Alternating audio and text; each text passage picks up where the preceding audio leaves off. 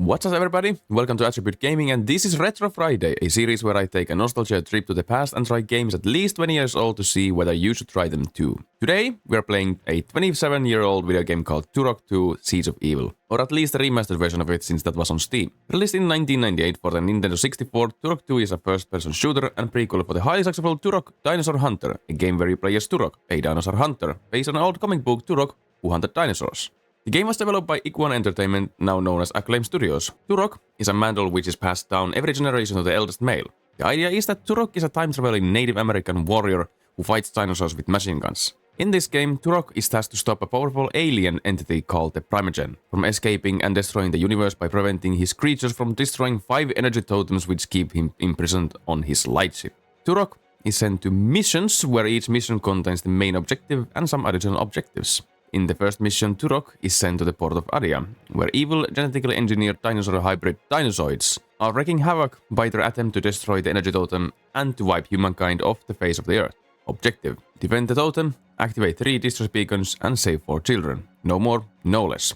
Just 4 children. And then immediately we are thrown in the game. No loading, no nothing. So I guess we'll talk about gameplay then. While I do realize there are some minor differences in gameplay between the Nintendo 64 version and the remastered, the core mechanics and gameplay are still 99% the same. The movement is really nice and smooth, reminds a little bit of old Doom and Wolfenstein games. You have a broad spectrum of weapons to use, ranging from bow and arrow and basic pistol to flamethrower and an ultra super secret mega weapon, which we'll learn later. In a classic way, you have to collect your health and ammunition throughout the level. In addition, you can also collect these life force points. By collecting 100, Turok gains an extra life and lets you know it by yelling, "I am Turok!" Turok can run, jump, and climb ladders, which he does with short bursts and the most annoying noises ever. Turok can also swim, and movement underwater is extremely weird, but I kinda like it. Turok can stay infinitely underwater though, but you have no indicator of how long he can. You just hear oxygen low at some point. Your oxygen is low. There are also special abilities which Turok can learn during his missions. I'll tell about these when they become relevant. Quick warning, this game contains spiders. Okay, let's go. Port of Aria. Immediately, you're welcomed by a huge explosion and banger music. A hole blows into the wall, and you face the first dinosaur.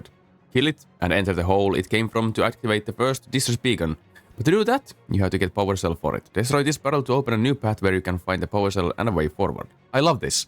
This immediately teaches the player that there might be secrets and ways to progress that are not obvious. The downside is that nothing really tells that this can happen.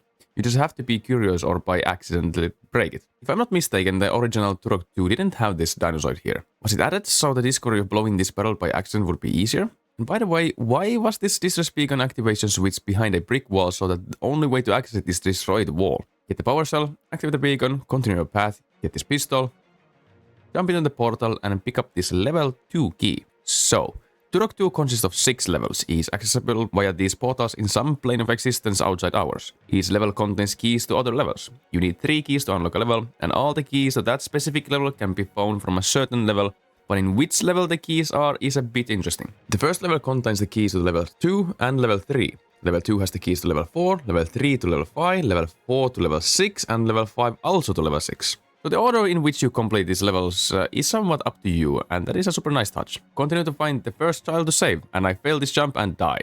When you die, you lose a life, and are teleported to the beginning of the section of the level you were. Losing all lives will reward you with the game over title, and you have to start the mission again. Back to rescue the child, and to the next portal. Fight through the enemies, and here I found that if you move diagonally, your character moves faster than moving forward or sideways. Or at least it feels that way. I believe this is just a simple case of Pythagoras theorem. If your speed forward is 1, and speed sideways is 1, the diagonal speed would be the square root of this combined. So 1 plus 1 equals 2. That squared is 1.414, etc. So almost 1.5 times the speed. If someone knows better, please let me know in the comments. Next, you find a new weapon, a shotgun, which can hold different types of ammo. That's nice. Activate the second and third beacon and find a checkpoint station. Turok 2 has some really cool level design. Each section requires finding a way to progress by usually finding a switch, and they sometimes require backtracking. The levels use a lot of the 3D environment to its advantage to require you to climb and descend to different parts of the level. Rescue the second child, and then I find this portal which teleports me to somewhere else. This is a talisman temple, where you can bring offerings of eagle feathers to gain talisman, which give you special powers.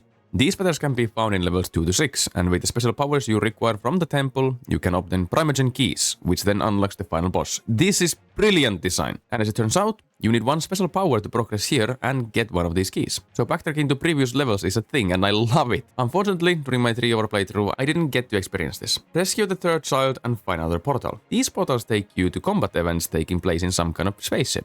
Survive the fight, and you are rewarded with a piece of super special weapon. There are a total of 6 pieces, 1 in each level. I finally reached the last portal. The one that takes me to the energy totem. Let's go. Mission failed? Yo, what the fuck? As it turns out, if you don't complete all the objectives, you are just thrown back to the beginning of the mission. And I missed one child. Luckily, you just continue from the beginning, but you don't actually have to start the mission again. So your already completed objectives are saved. You just have to run through the level again. After finding the last child, I try again, and this time the teleport takes me to the totem.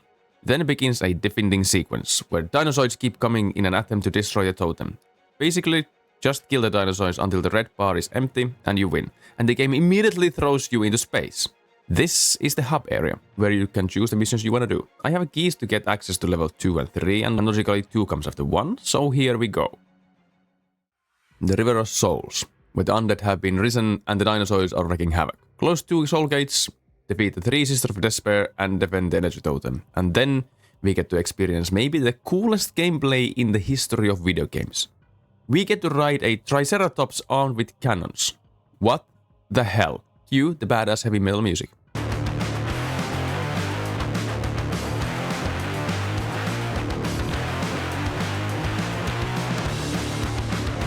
So, this level contains poisonous water, which kills you immediately if you touch the water. The gimmick here is that you'll learn an ability later that allows you to swim in these waters. This also confirms that underwater mechanics are used and important at some point in the game, and that point comes relatively fast, as we have to dive in this fountain to activate this lever to continue forward. But first, we have to fight to get the second piece of the ultimate weapon. When I continue to the next area, I get this feeling that this level is quite empty. Yes, it has corridors, some buildings, underwater areas, and a motherfucking Triceratops mounted with guns, but everything feels somewhat empty. Port of Aria felt like a city, but this does not. By the lore, I think this place was once inhabited by a thriving civilization, but I don't feel it when I play through the level. It feels a little bit like the devs didn't know what to place there, so they just created these weird labyrinths so that they don't have to fill the empty space with anything.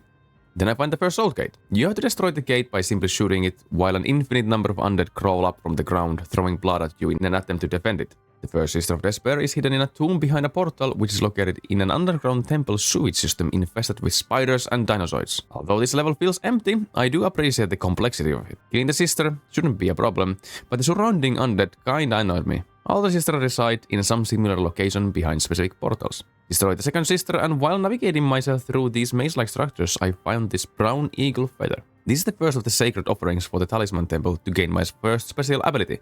Fuck yes! I return to the temple and I'm greeted by this Native American spirit, who tells me that my offering has been accepted and I'm granted the Leap of Faith ability. This means we can backtrack to the first level to get the item we missed. Super! Destroy the second soul gate and the last remaining sister to reach the energy totem. Defend it with your life and get thrown again to the hub in space, and that, my dear friends, was the end of my 3-hour playthrough of Turok 2. So, did I like it? Hell yes! It's safe to say that I'm definitely continuing it someday. This was my first and so far only experience of the Turok series, and it made me really excited about the upcoming Turok Origins. I can see why this series was so successful back in the Nintendo 64 era. The design of the game is outstanding even by today's standards. So after 27 years, should you play Turok 2 Seeds of Evil? Yes.